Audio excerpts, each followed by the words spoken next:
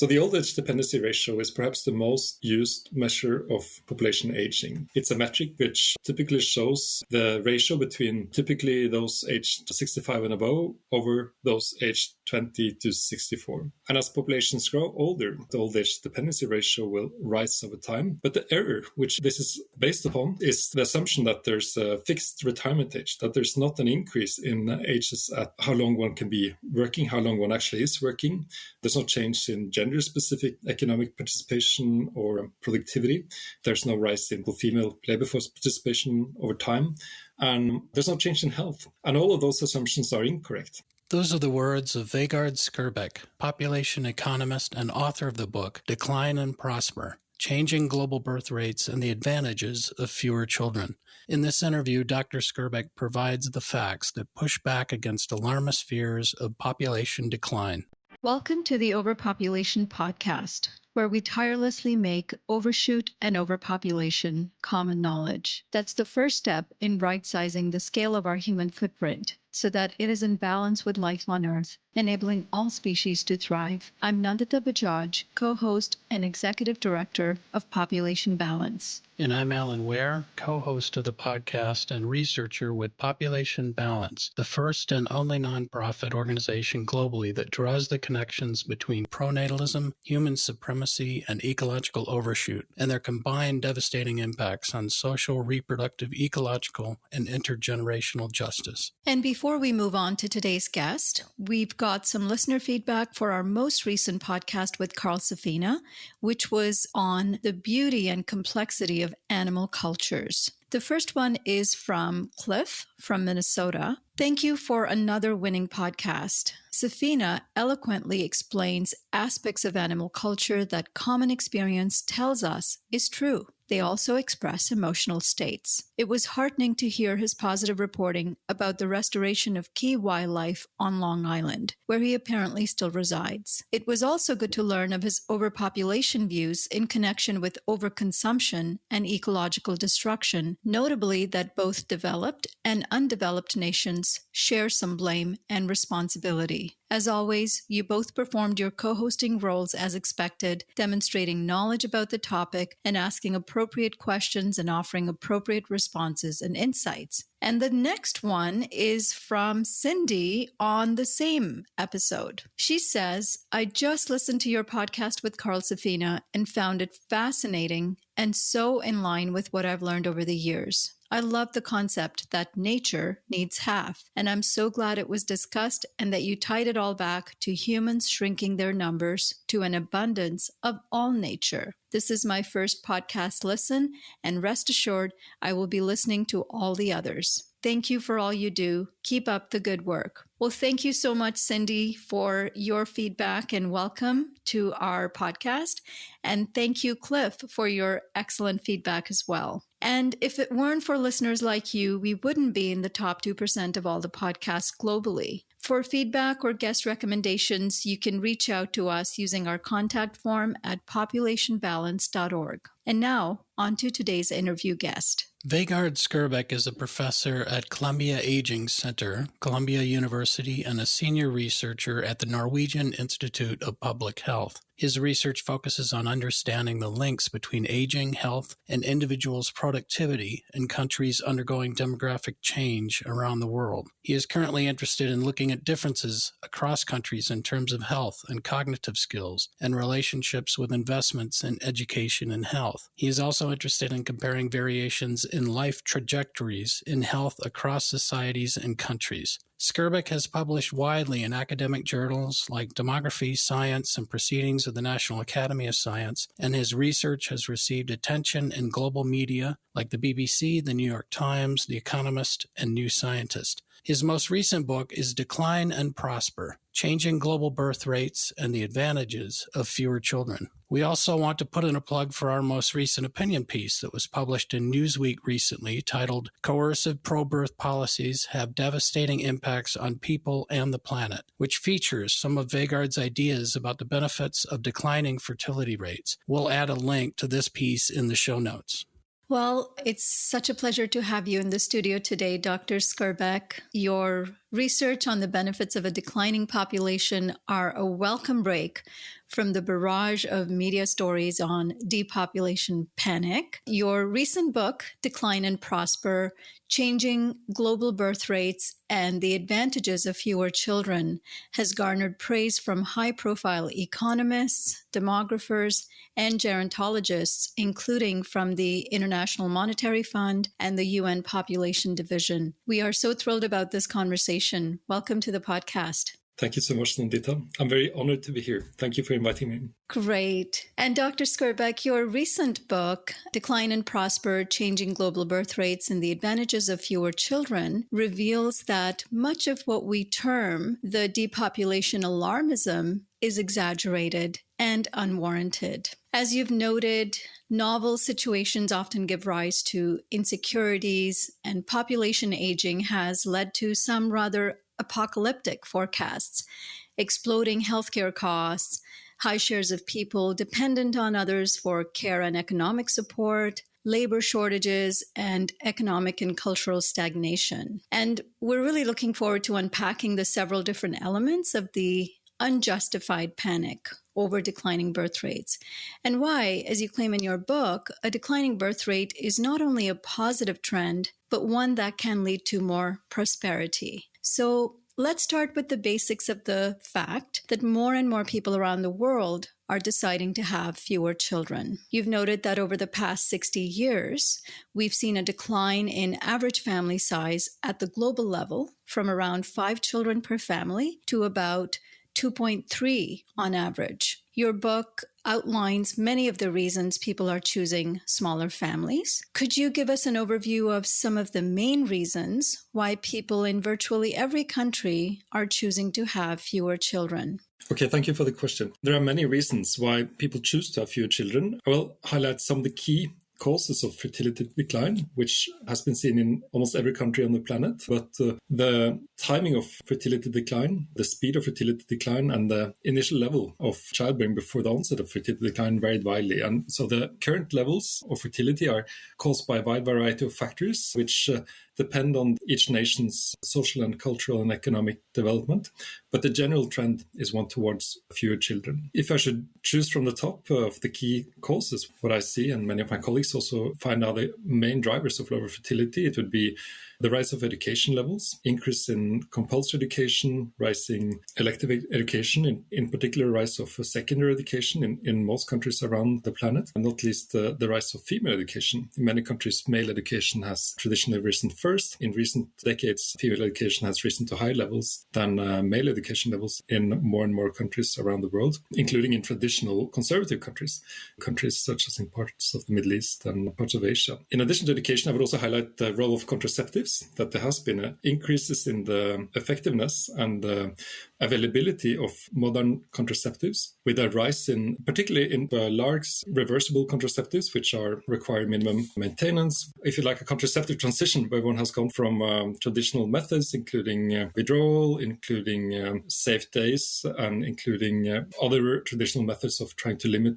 childbearing, to modern day methods where one uses hormonal contraceptives to a greater extent, where one has a new set of contraceptives which are requiring far less maintenance and administration than past types of contraceptives. And this has likely decreased the proportion of unplanned children, and also allowed women and men to plan families and childbearing to a much greater extent than what historically has been the case. So contraceptives is a key reason. But there's also more and more other factors which are playing an important role in many countries. So traditionally, many demographers foresaw that fertility would decline, but it would decline towards replacement levels. If you go back a few decades and read demographic reports, demographic projections, one foresaw that fertility would go towards 2 children per woman and then stagnate at this level. And this has often not materialized. Typically what one sees is that fertility declines in many countries, but it doesn't stop at 2. It typically falls below 2 and often far below 2. And parts of the reason for the rapid decline in fertility has been, in addition to contraceptives, education,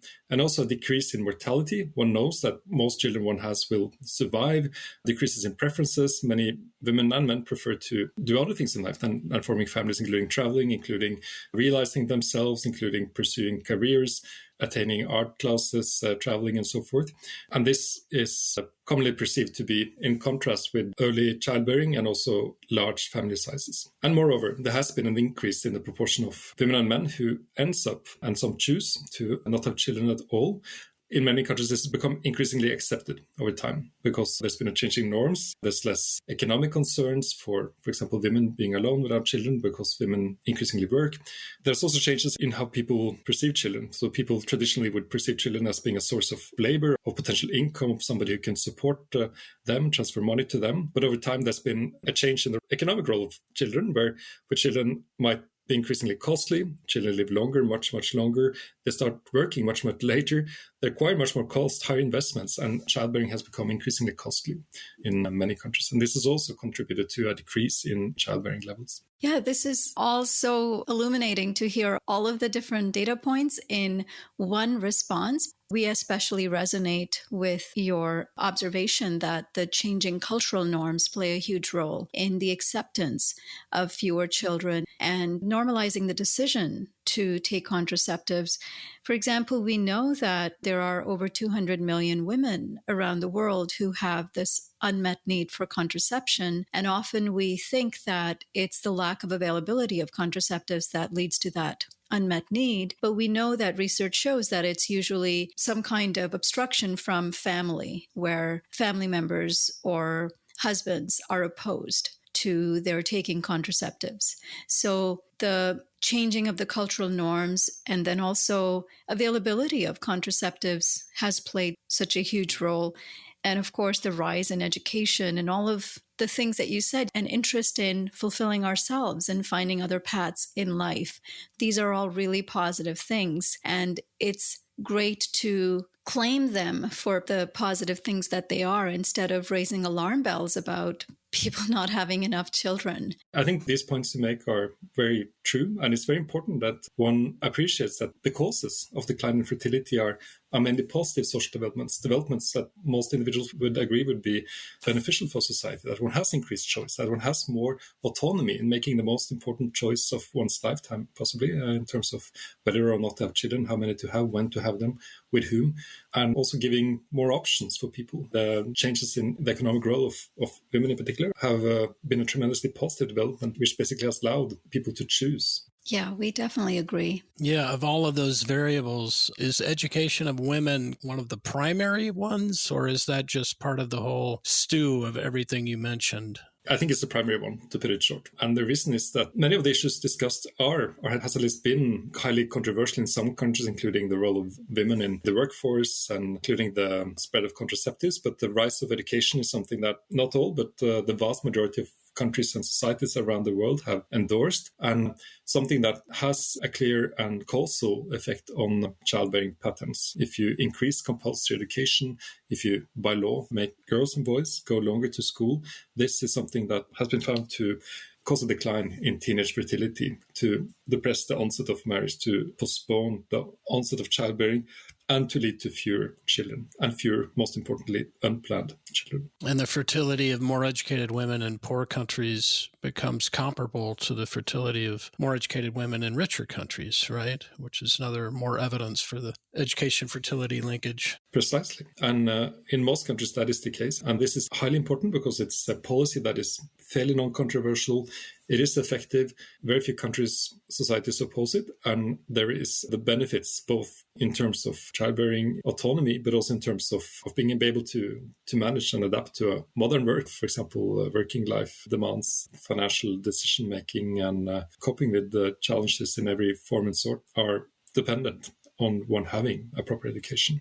And I thought it was interesting somewhere in your book or presentation how you mentioned women have been able to get a lot more selective as they've gotten more educated and skilled, whereas in pre-1950s Norway, they would take more likely any man. And now increasingly women, as they become educated and skilled, get choosier, right? Mm-hmm. I think there's strong evidence for that. I think it's very important, and part of the reason why we see this very strong fertility decline, often much stronger. Again, demographers predicted that fertility would stabilize around 2 children. What we've seen, even in countries such as Norway, it has dropped to around 1.5 children per woman. And part of the reason is that many remain childless, many choose not to marry or choose not to partner, and a large share end up without having children at all. And this is important. And part of the reason is likely that there's an increased pickiness. Marriage is no longer universal and compulsory in a way. It's a choice. And the kind of factors one bases, one potentially decides on which partner to match with is the list has gotten longer, basically, in terms of what traits one wishes to see fulfilled before one chooses to tie the knot. Yeah, it's a very heartening trend, actually, because in a way, the increasing number of people choosing to remain unpartnered or remain child-free, it's also normalizing other family formations. So, marriage and children is not the only path for everyone. Remaining single is a perfectly legitimate path. Living with friends or adopting children or adopting animals, we're also seeing an increasing trend for a lot of people who are just redefining what family means to them. And is your expectation that these trends that are associated with lower fertility rate will continue into the future? I think not only continue, I think they will be amplified in many countries and settings, because the trends we're currently seeing have been perhaps traditionally been more dominant a few years ago among urban, highly educated, and they're spreading and are still spreading to wider sections of most societies. To partly more people are urbanizing, and the change in norms and preferences towards childbearing is spreading also to maybe more rural regions of societies, to the less educated, to different cultural groups and so forth. So I think for those reasons, they are becoming more important over time. And they're certainly also spreading to more and more countries. This was once perhaps primarily a Western phenomenon. This is no longer the case. More people are living in low fertility countries now live in non-Western countries than in Western countries. And the change in the norms, I think, are extremely important, understudied, unfortunately. We don't know enough of this. There's a lot of focus on socioeconomic inequalities, regional inequalities, but not enough in terms of cultural, religious, or normative differences in childbearing preferences. And this is something that is spreading quite fast around the world. People are in more and more countries choosing or preferring to have future. And if this is a preference, this is something that should be celebrated, not opposed. So as we're seeing more and more people choosing smaller families and many countries facing the prospect of population declines, we're also seeing a rise in what you refer to as these apocalyptic forecasts from many voices in the mainstream media and within political and economic policy communities. And those fears of population decline tend to focus on three areas: the excessive spending on healthcare services and old age care, shortfalls in pension funding, and potential worker shortages. So in your research, you found that fears about population aging tend to exaggerate the meaningfulness of chronological age as an indicator of health and productive capacity. And the standard measure of aging is the old age dependency ratio, or the OADR. And you've replaced this in your studies with a measure you call the health adjusted dependency ratio. So let's start with the basics here of looking at this. What is the old age dependency ratio? So the old age dependency ratio is perhaps the most used measure of population aging. It's a metric which typically shows the ratio between two age segments of the population, typically those aged 65 and above over those aged 20 to 64. And as populations grow older, the share of those aged 65 and above tend to increase, while those in aged 20 to 64 tend to either stabilize or eventually decrease. And this implies that the old age dependency ratio will rise over time as the share of so-called dependents is rising, while the share of those who are in the typical working ages is stabilizing. But the error which this is based upon is the assumption that there's a fixed retirement age, that there's not an increase in ages at how long one can be working, how long one actually is working. There's no change in gender-specific economic participation or productivity. There's no rise in, for example, female labor force participation over time. And there's no change in health. And all of those assumptions are incorrect, because we know that it's not only political correctness when one talks about older people are getting healthier than they used to be. That is something we observe. We have more years of life ahead of us because of rising life expectancy. We have better health at a given age. We have studies which shows that physical strength is improving over time using something quite objective. You have so-called dynamometer, where you can squeeze as hard as you can, and we find that people squeeze harder than they used to if you're in your mid-60s, and considerably harder, meaning that you basically have the same strength as somebody who used to be several years older than you a decade or two earlier. And we also know that cognitively people function better than they used to. So they are remembering better, they have better cognitive capacities. And this is extremely important because it affects how long you can be active in the labor market, because cognition is a key determinant of how long you can be active economically, but also how long you can be able to cope on your own, basically, not dependent on support from others to conduct basic tasks which require cognitive capacities. Yeah, you've noticed countries like US and European countries have lower health-adjusted dependency ratios than places like India, Mexico, or China. Yeah, very importantly, even if you might have say many parts of the world, such as South America, Sub-Saharan Africa, parts of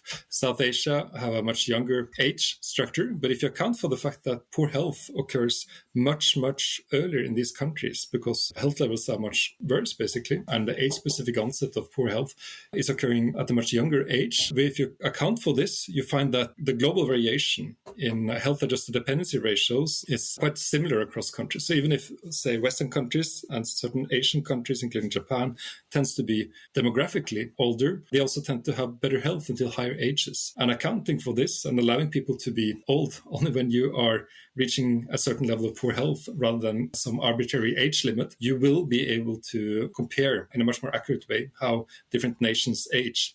And doing so has shown, exactly as you say, that there's much less variation across countries in terms of the health-adjusted dependency ratio, which is, we argue, much better measure of aging than the infamous old age dependency ratio. Yeah, I thought you had an interesting fact regarding Japan, where many people are concerned about how rapidly they're aging. But you mentioned, according to the health-adjusted dependency ratio, a 75-year-old in Japan is as healthy as a 45-year-old in Papua New Guinea. Yeah. That's a huge range. Yeah. The assumption behind the old age dependency ratio would be that everyone has the same health globally at the age of 65. And this is not true. It's also not true over time. They used to have much worse health in, say, Japan or Italy, but we have seen improvements over time, which implies that people are able to cope better with the aging than what used to be the case. So basically what you argue is true. There is much less variation in aging across countries than what purely demographic measures would suggest. And you had a great study that I guess I wouldn't have thought of, that countries with secondary schooling show less cognitive decline years, decades, generations of their lives later. Mm-hmm. They're still maintaining a level of cognitive ability. Yeah, I think that's extremely important. It's not an easy fix. These are investments to improve health of populations. You basically have to think many decades ahead, and you can't do that unless you invest in the health and functional level and education and human capital of children. And that is what some countries have done and other countries have not done. And what you do find is that currently oldest countries in the world have also invested quite heavily in education, say 6 decades earlier, which implies that the current generations of older people are functioning much, much better than what the case would be if they had not invested so much in education. Basically, we find that it plays a causal role, that those who are subject to longer education, they end up functioning cognitively much better than those who are not subject to longer education. And this plays a huge role at older ages and how well you cope with inevitable demographic change. Right.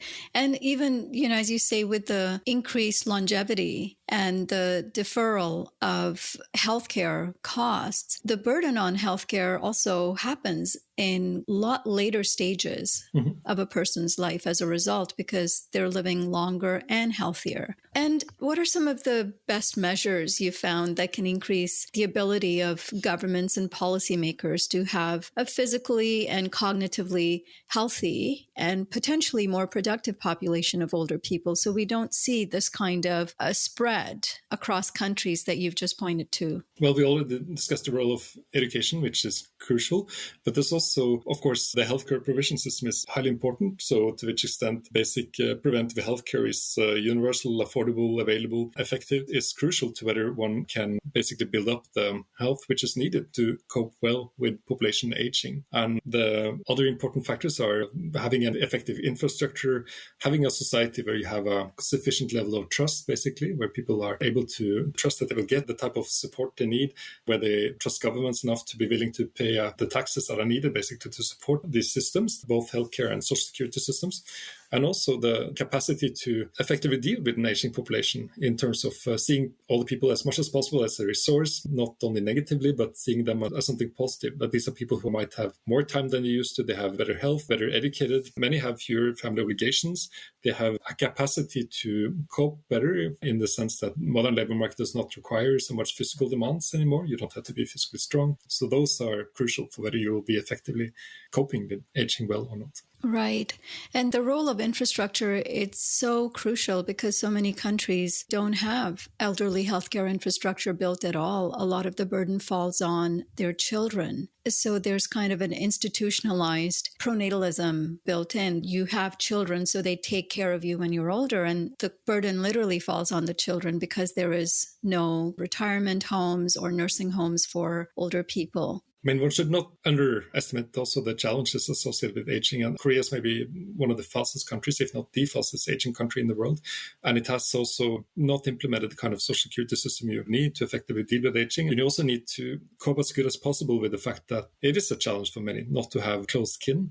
And you should try to find ways of supporting housing and living conditions where to encourage and allow close interaction with other people and incentivize new forms of social families where you can have others to rely on who are not necessarily your own blood, but you might have at least as much support from them as you would have had from your own children. And also to prepare for potentially negative, especially mental health effects. I think that's crucial, that one has to make sure people have a suitable way of feeling that they belong and contribute to society, also at older ages, and that many countries are not able to do well at all. Even countries that claim to have high esteem of old age, many of them actually have a lot of age discrimination. You have a lot of poor treatment of older individuals, and that is something that one has to address quite urgently in order to cope well with inevitable population aging. We really appreciate this reimagining and redefining what it means to get old. I think in one of your presentations you mentioned it's not whether we get old, it's with what level of dignity are we allowed to age. Another major concern often brought up with regards to population decline is alarmism about worker shortages. We've had an interview with Dr. Jane O'Sullivan from Australia recently, who wrote a paper about the aging population there and noted that there are typically natural feedbacks in a tight labor market. Firstly, employers start investing in training their workers and rewarding them so they don't leave. And secondly, employers will often invest more in automation. Are you seeing these feedbacks within the countries that you've studied? Well, I think to some extent, yes, we are seeing exactly that. We are seeing that many of the countries that have the oldest populations of the world today are also the countries that have some of the most technically advanced labor markets. Many traditional job tasks have been replaced by new technologies.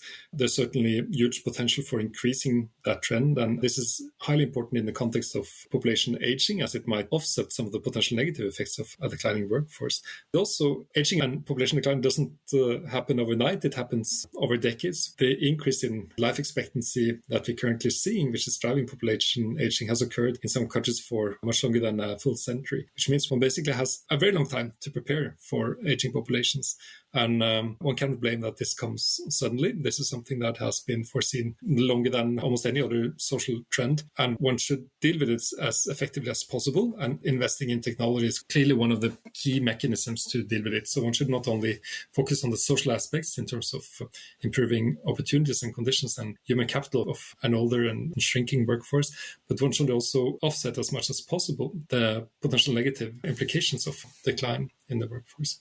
And I think it's crucial to understand that one is currently very advanced already. One doesn't need so many workers in the whole world to produce what everyone eats in a way. The kind of food production we have using contemporary technologies available today, one can produce what is basically digested on the whole planet with 0.25% of the world's current workforce. And this is something that should be accounted for, that one already has the potential to implement changes and policies and new technologies which are enabling us to offset many of the most negative effects of population change. And at the same time, the fact that there are few people has a large number of benefits as well, which are often not discussed at all in terms of offsetting the rapid rising housing prices, offsetting the more than anything resource use, greenhouse gas emissions, and many environmental challenges associated with larger populations. And a stabilization and decline in the population size will enable us to cope with all these challenges to a much greater extent than what would have been the case if one would have continuously increasing population sizes. To the extent that technology and automation don't take care of all worker shortages, it seems there'll be more demand for relatively fewer younger people, which could result in increased wages, which would do wondrous for social inequality and intergenerational justice, and the fact that a lot of Western industrialized baby boomers and older have a lot of wealth, more wealth at a younger age than the present Gen Z and millennials have, right? So it's kind of a redistribution of wealth assets, older rich paying for services at a slightly higher wages, which seems to be intergenerationally just.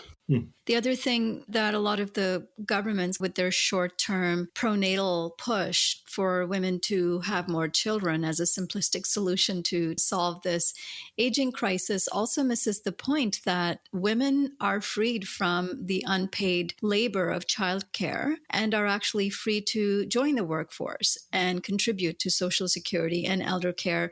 It's kind of this reductionist system. People are getting old. Let's have more kids. It also kind of misses the point that all the infrastructure cost of building new schools and highways and hospitals for this increased number of people could easily be deferred to better infrastructure for pension systems, elderly care, retirement homes, better wages, etc., rather than the simplistic way of looking at it. That is true. Population stabilization and decline can also give tremendous benefits in terms of opportunities for how to invest. There's more space available. Lower housing prices, you can basically do more. You can buy more housing, redevelop, change how we organize societies. Some might argue, for example, that you could benefit from living more closely together, both socially, but also in terms of providing social services, in terms of providing healthcare assistance and so forth. And that is something that could be also one type of response to the inevitable changes we see. You know, you're one of the few people looking at the ecological benefits of a declining population. And in and of itself, the fewer greenhouse gas emissions and less consumption that follows a declining population are all very good for our planet. Even for people having greater access to nature, which has a feedback loop of better health, better relationship to the planet, and generally better mental and social health. So those are important points. And I think you're mainly correct that these are likely developments, that you have these benefits which are often not discussed. And I think that it's often just the concept of aging. I'd like to stress that it is commonly misunderstood. It is driven to a large extent by rises in life expectancy, not low fertility, but it's longer and longer expected years of life that we all have to look forward to. And this is something that would occur regardless if you have low or high fertility. All populations are aging, also high fertility countries. And you cannot have above replacement fertility indefinitely. We know that because you will not be able to sustain indefinitely growing population in the very long term. And basically, we all have to at least adjust to population stabilization.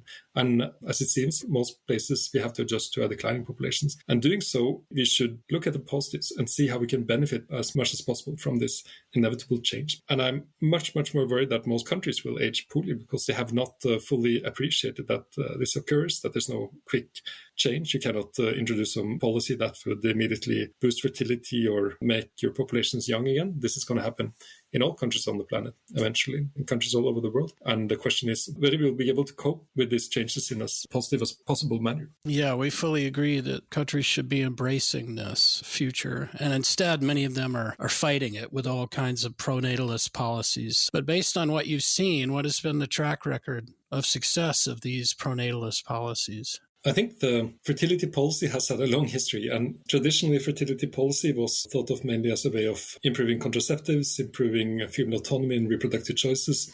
And there it has been highly effective. You introduce policies which were able to allow women to have the children they want, to raise information availability and contraceptive access and female autonomy and male autonomy to choose to have a kind of family size that one can support and where one can live basically a good life. Policies implemented to basically allow women to choose the number of children they wanted. Typically, you had fertility preferences in many countries which were far lower than realized fertility, were very effective in terms of leading to a decline in fertility. However, in more and more countries, there's a wish to raise fertility again. You mentioned many of the policies that have been implemented. There are many, many more which are focused on basically boosting fertility rates. And I think most of them can be justified, but they can be justified for other reasons. They can be justified for reasons of economic and social equity and the fact that many younger adults are in a very poor economic situation, often worse than what their parents were. And there are many reasons why families should have more economic support and assistance from the government. But the effectiveness of these policies in terms of raising fertility have often proven to be highly uncertain. In some countries, we've seen a short spike in fertility after some policy had been implemented. Then the population basically internalizes some that you would expect some benefits, but it doesn't really affect their fertility choices in the long run. It might have affected the timing of fertility for some.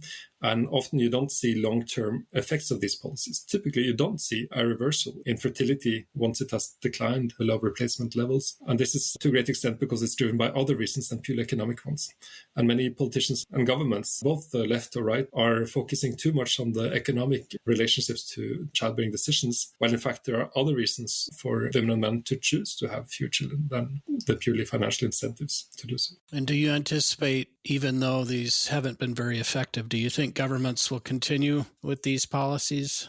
I think so, but it's very, very hard as a politician to basically face that your population is declining. It's something that one relates to something negative. Unfortunately, I think the mindset has to change. One should see it as something positive, and we have to do this in the best possible manner. And that is part of the reason why many governments are pushing for these pronatal policies so hard, basically, to try to find a way of raising fertility again and seeing it naively as a way of reducing population aging. And again, this is not possible. It's largely driven by rising life expectancy and not variations in fertility levels.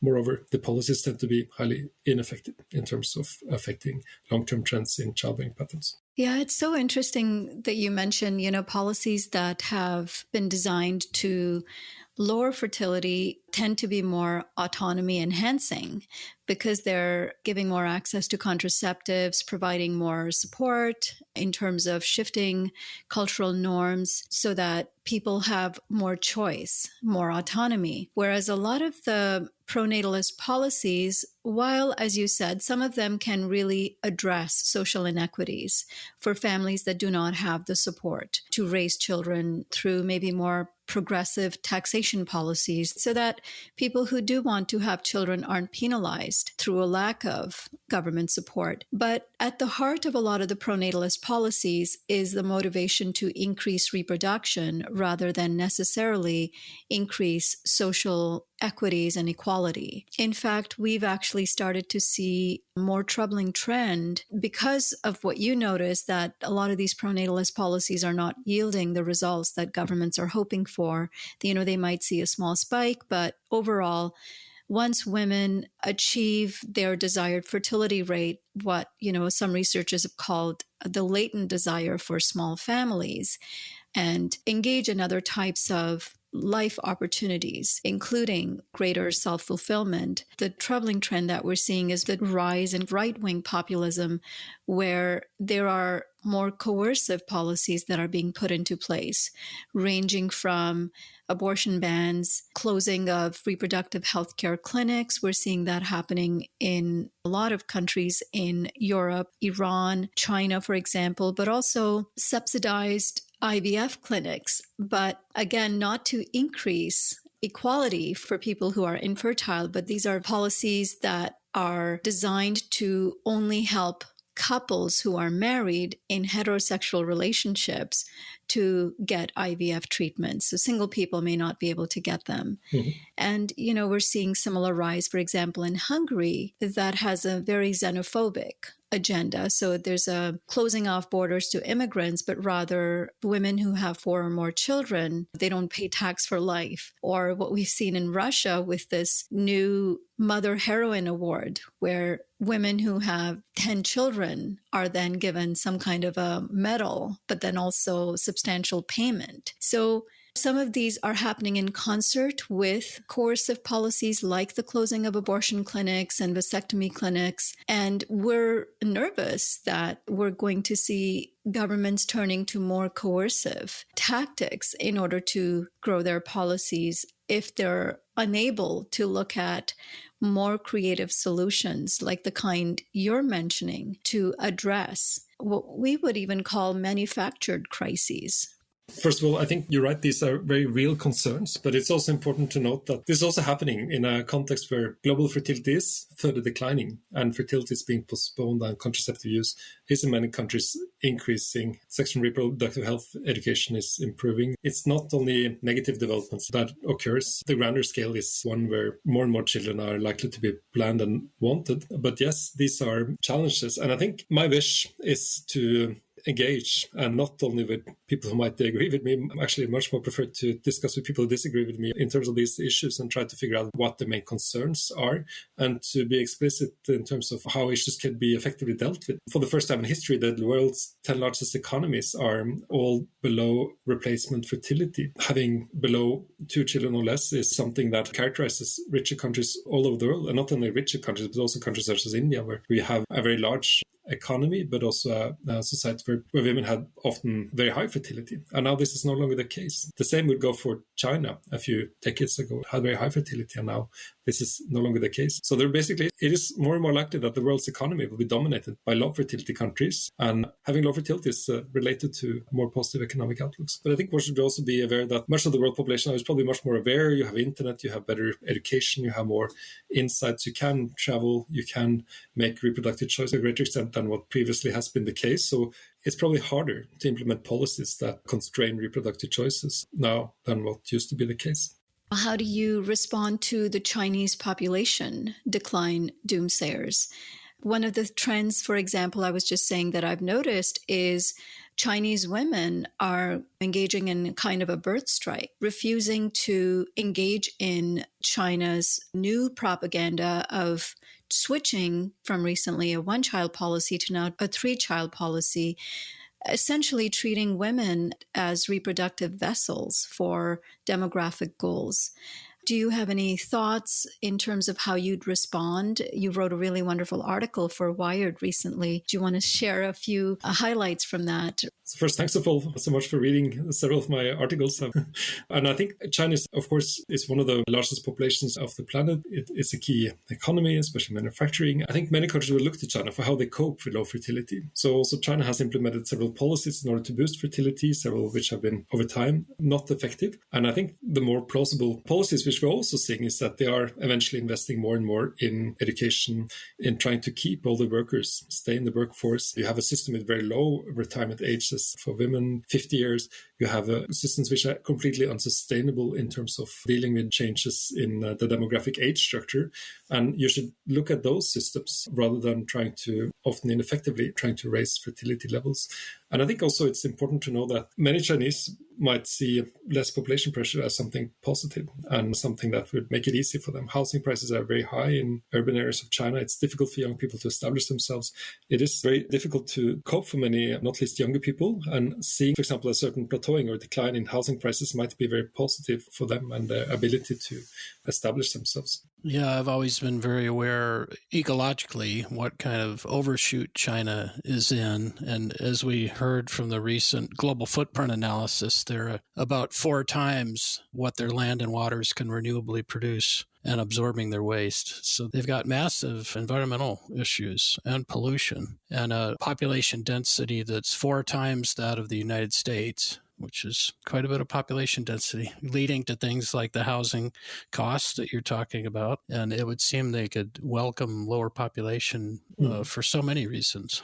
I think it's important to try to have a global view. China has seen a rapid decline in fertility, with the fertility a few decades ago being about 20 million, and now it's below 10 million. And you've seen similar decreases in fertility in several parts of the world. And it's important to know that some countries are likely to cope well with this. Other countries are likely to cope much worse with this.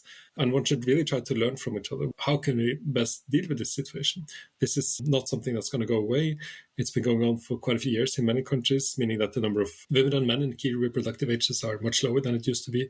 So even if you include fertility rates, the number of children born would not increase increase as much because of fewer potential mothers and fathers, basically, of reproductive ages. So one has to deal with it. One should stop betraying oneself and suggesting that this is something that can be reversed. One can go back to a situation where populations will be young again. It's not going to happen. But what might happen is one could cope effectively, successfully with aging, or one might choose not to. And that is where the debate should be. We greatly appreciate that perspective, of embracing low fertility. But it seems a lot of demographers and demographic economists, population economists like you, are in basic agreement with mainstream economists and social commentators who are very panicked about possible social population decline. Do you have many allies within the broader demographic community about the embracing low fertility? Yes, I think there are many demographers, for example, who are seeing this development as something that has been going on for a very long time, the gradual decline in childbearing levels, and something that is related to better living standards, to better social and economic conditions, and certainly much, much better ecological futures. So many would agree. And I think much of the greatest criticism, unfortunately, comes from people who work in slightly different areas. So it is a challenge if fertility drops too fast, too low, but it's also a challenge if it's too high. And having fertility, which is basically somewhat below replacement level, might be optimal for the economy. We can see a gradual decline, we can adjust, we can be able to cope and prepare for the changes that will occur. That is what one should aim for. And basically, we have changed the kind of institutions which have been in place for different reasons. For example, the institutions preventing women to work. Historically, some have argued that it's been to support women, to avoid physically hazardous work. But this kind of policy might have been introduced in a very different world, in a different setting where work could have been to a much greater extent physically dangerous. And now, quite the contrary, having a longer work life might, according to many studies, be beneficial for one's longevity, for one's health, for one's cognitive functioning, and for one's well-being. That sounds encouraging. If more demographers are speaking the truth to different political and economic powers about the reality of what they're facing and the ineffectiveness of many of the pronatalist policies, they're hopefully seeing the evidence of that.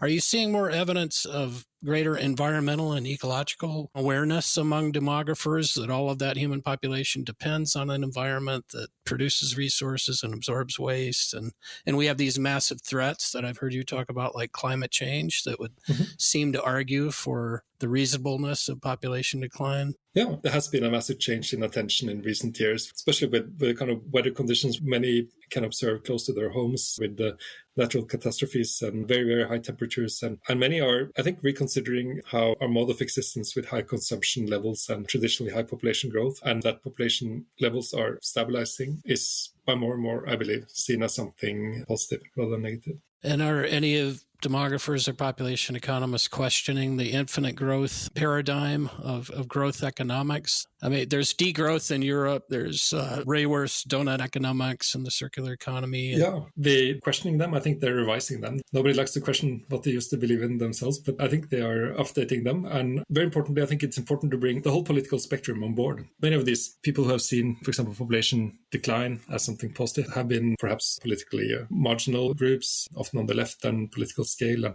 And it's important to be much more cohesive and try to get the whole political spectrum on board. One should listen to different political views and see how can one best cope with this. Perhaps one needs to also look a little bit back in time. Some conservative factors can be important, such as the role of cohesive societies where one supports one another and has a less materialistic way of looking at the world, which some religious groups, for example, promote. One can try to include as many as possible. I think that's extremely important, and not only focus on the kind of social movements and groups possibly one belongs to oneself, because one is much less likely to be successful then. One should be trying to understand how different groups might benefit from the changes and how they might contribute to coping as best as possible to these ongoing demographic changes. And that is something that requires a broad discussion from across the whole political spectrum. Well, it's great to know that your expertise can help build that bridge maybe across the political spectrum with data, with evidence, with the fact that we're going to have to embrace this reality of lower fertility and how do we deal with it best in a fair and just way. Thank you. In fact, I would say that we're still far from reaching really the political left in getting this message across, because there's a lot of alarmism coming both from the political right and the political left for a lot of reasons. And I feel, just like you said, policymakers and governments need to be aware, but journalists play a huge role in spreading disinformation and raising these alarms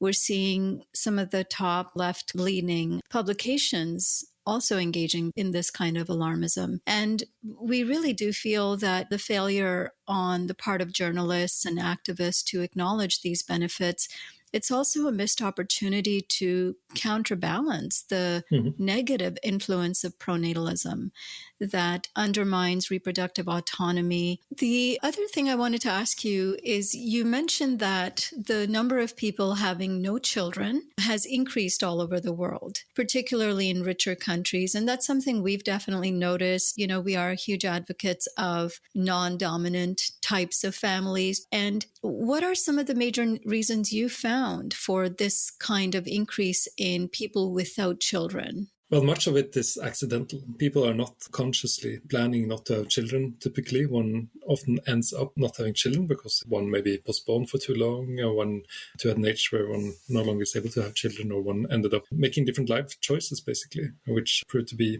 incompatible with childbearing. Or very often one did not find a partner in time to have one that one would like to have kids with, basically. But I think for many, it's also possible when marriage is no longer universal, and marriage is no longer something that one has to do. At least in many parts of the world, it's something one chooses. It's not one's community or one's family that chooses for oneself. It's more one's own choice. And that is a very positive development. It's a key decision one makes in one's life, and one should certainly try to make it based on the preferences one has. And this is a key reason why one has seen the rise of childlessness in many countries such as Norway or the US, especially among men. Perhaps a quarter or so tendency rising of all men age 40 are without children.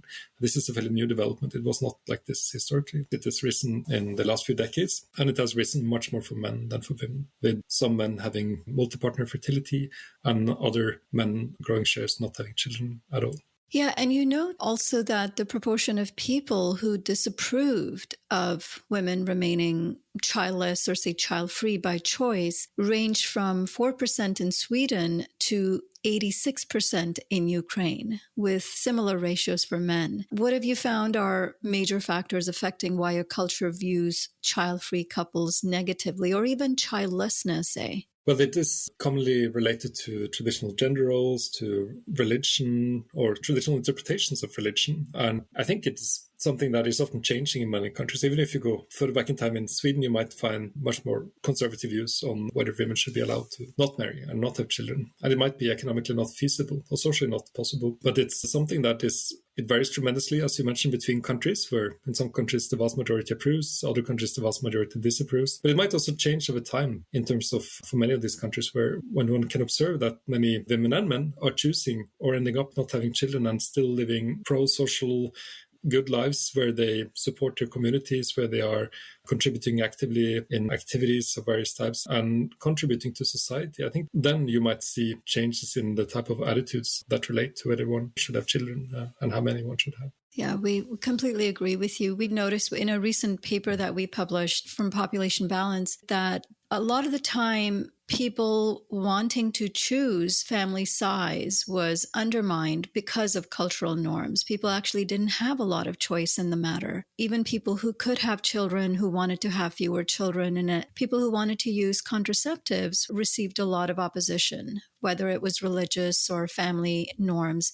But then in addition, there was also a lot of stigma attached to people who couldn't have children, so childlessness because of infertility. It would also lead to a lot of awful consequences for people, especially women. They'd get divorced, they'd experience violence from home, economic marginalization or social stigmatization. And then in some communities, we noticed in our research that people thought that infertility was a communicable disease and people needed to stay away from these women. So basically, your research is pointing to something similar, that a lot of traditional gender norms that do not give women a lot of opportunity to practice autonomy in their reproductive choices is at the heart of a lot of population growth in high fertility countries that may be more conservative and traditional in their views. And I think many of these awful consequences, basically, of negative behaviors towards those who are not able to or do not want children, I think that's something one needs to be very much aware of and support as much as possible these men and women who ends up not having children.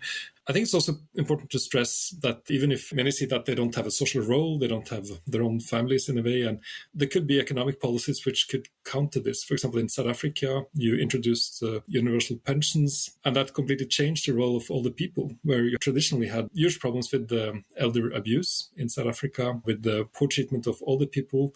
And after they had basically an economic position, even if they stopped working, they still had received financial support from the government. And that changed their role. They changed their status in societies and in families. And perhaps it's important to also view those who are without children in a similar way, that they might need special support, particularly because they are vulnerable. They are more likely to experience many of these negative implications of the fact that they don't have children, and an improved economic standard might, in some cases, better their situation. Right. So as you noted, it's not whether we'll age, but how well we will age, and it's up to us to make the best of it. And you and your colleagues have created a body of work that shows it's possible to have population decline and prosperity. Have you had much interest from governments that are looking at this inevitable population decline to the extent they're not denying it, so how they might learn from you and your research? I would say, especially in recent years, much more. I'm quite often invited for policy discussions and debates. And a key topic is precisely how we should cope with aging more and more, rather than how one should avoid it. And I see a parallel to parts of the climate change debate, where one has changed from trying to only mitigate climate change to adapt to it as good as possible. And the same goes with demographic change. One should try to adapt as well as possible. Yeah, I think governments are much more receptive to this type of policy advice than they used to just a few years ago. And the reason is that they misunderstood the matter. They thought there was a quick policy fix and it could be changed aging situation, the low fertility trend. And that has certainly proven not to be the case. And now there's an increase in an understanding that we need to deal with this better. And they should have done this a long time ago, but I think better late than never. More and more governments, I feel, yes, are open for discussions on these matters. Yeah, I've been aware of the Well-Being Alliance countries and how they're questioning growth economics. This would be Scotland, Iceland, New Zealand, Wales, and Finland. Have you had much interest from these Well-Being Alliance countries? Well, independently, some of them, yes, but not as an alliance. No. Well, that's good to hear. It's great that they're questioning growth economics, but I'm hoping that they're looking at population too, so that's good to hear. But also, if I may, I think it's important to change the concept of growth, basically, from material to more immaterial growth, and try to focus on how one can build better social relations and better lives for people, which is not compatible with too high population growth in the long term. And that is something that should be emphasized. This is a huge change, which is occurring all over the world, and we can learn from countries and regions and communities which have coped well, and also learn from mistakes from the many contexts where one has not coped so well with it. And that is probably the best way forward, in my view. This is maybe for the future, but it would be of interest to discuss teenage fertility, which is still an issue in many countries, but it's actually mainly concentrated in sub-Saharan Africa, which is a very new development. It reached a peak quite a few years ago and then declined for most countries in the world, including Asia, South America, but not that much in sub-Saharan Africa. And now the majority of the 13 million teenage births per year, they are occurring in sub-Saharan Africa. It's been seen as an issue of the past in the West, which to some extent is true. It has been a success to decrease and postpone teenage fertility. That has not occurred to the same extent in sub-Saharan Africa. And it's a huge issue, and it's possibly a growing issue because of the fact that there's more teenagers and fertility levels remain high at younger ages. That is one issue one focus more on in the future. And I think it receives very little attention. It's still a huge issue, and somehow it's not on the political radar. Yeah, we appreciate you bringing that one up because of its multi-pronged negative impacts, both on the teenager who is still a child, who's being forced to have a child, and all of the burdens placed on that teenager to give up education, give up future possibilities of engaging in any kind of life pursuits that may bring fulfillment, to then also the consequences for the child who is born into a situation that doesn't offer the economic and material and emotional resources that they need to grow up in a healthy manner. It's certainly a concern that you're absolutely right doesn't get brought up enough. And also, a lot of people actually misunderstand that by not talking about population growth, which is actually happening on the backs of these really young teenagers who don't have access to education, reproductive autonomy, a lot of cultural pressures, how that limits their opportunities in life. But it's also important to note that this is something that is positive for men, that many men who have children at younger ages, they're also challenged by economic burdens, by having large families and often unplanned. If you have teenage marriages, for example, you often have men coming later into puberty. You might have socially and cognitively less mature husband compared to the wife. And avoiding that, allowing people to wait, is especially important for the men. And this has also improved the situation of men in many countries around the world. And that is also an important aspect to account for. And also the preference towards not having children is actually higher among men often than among women. So that's also an important dimension to it. Thank you for mentioning that. We definitely believe in elevating the role of both men and women in both autonomy and responsibility. And it's really important for an egalitarian society to ensure that men are included in these conversations and don't feel sidelined. But yeah, thank you so much for such a thorough examination of the fertility decline issue. No, thank you. You're extremely well prepared, I must say. I've been interviewed many times, and I think you are the best prepared I've had so far. So thank you for that. Thank you. Oh, that's a really kind compliment. Thank you. We've been looking for a book like this for a very long time to counteract a lot of the negative narratives out there. And you've done such a fantastic and thorough research to highlight all of the reasons we should be celebrating and embracing a fertility decline, what it means for the elevation of human rights and ecological rights. Well, thank you. Fantastic interview. I'm very honored to be part of it. Well, that's it for this edition of the Overpopulation Podcast. Visit populationbalance.org to learn more. To share feedback or guest recommendations, write to us using the contact form on our site or by emailing us at podcast@populationbalance.org. And if you feel inspired by our work, please consider supporting us using the donate button. Also, to help expand our listenership, please consider rating us on whichever podcast platform you use. Until next time, I'm Nandita Bajaj, thanking you for your interest in our work and for all your efforts in helping us all shrink toward abundance.